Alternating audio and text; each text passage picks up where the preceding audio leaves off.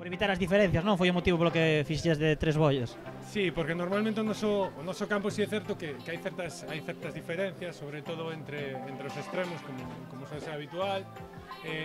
Normalmente a correntada sai un pouco en diagonal, ten máis abrigo as bollas de fora.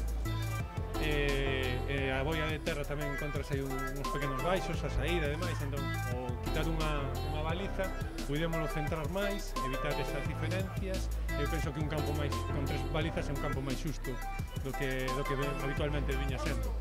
Poderíamos dicir que hoxe o campo non foi determinante de cara aos resultados, non? Eu penso que non, que tal e como están as condicións do tempo, o vento entraba moi claro de popa e de proa, a ola tamén entraba bastante ben, non era unha ola moi grande, pero algo de ola sí que se podía coller. Eu, pola hora, a marea e demais, eu penso que non houve apenas diferencias entre calles.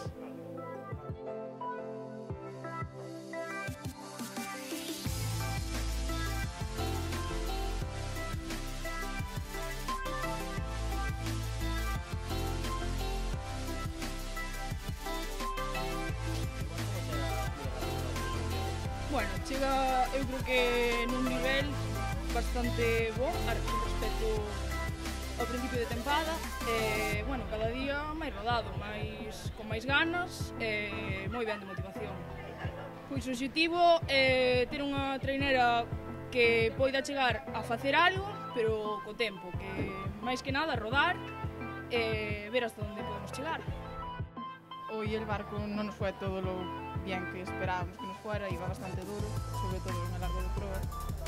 Y después al venir en popa sí que íbamos algo apuradas, pero bueno, vamos a intentar mejorar eso.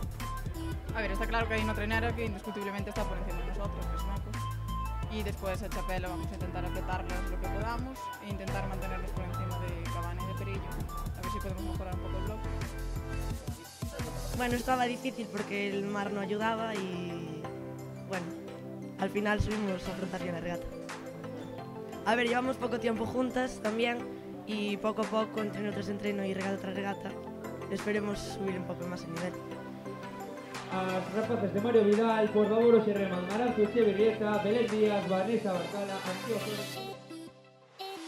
Bueno, o Club de Remo Chapela esta temporada chegamos bastante xustos porque tivemos bastantes dificultades durante a temporada para poder entrenar todos por temas de traballo, temas de estudios, andamos bastante xuntos, pero bueno, creo que neste momento estamos nun momento que vamos hacia arriba, temos completo o cartel dos 22 remeiros e queremos que iremos tirando arriba. A nosa meta indiscutiblemente xa desde o principio de temporada estamos con un proxecto desde fai 2 anos, un proxecto novo, un proxecto de xuventud, un proxecto de canteira e por lo tanto a nosa meta era salvarnos, quedarnos na Liga A e bueno, esperamos poder conseguirlo, ¿no?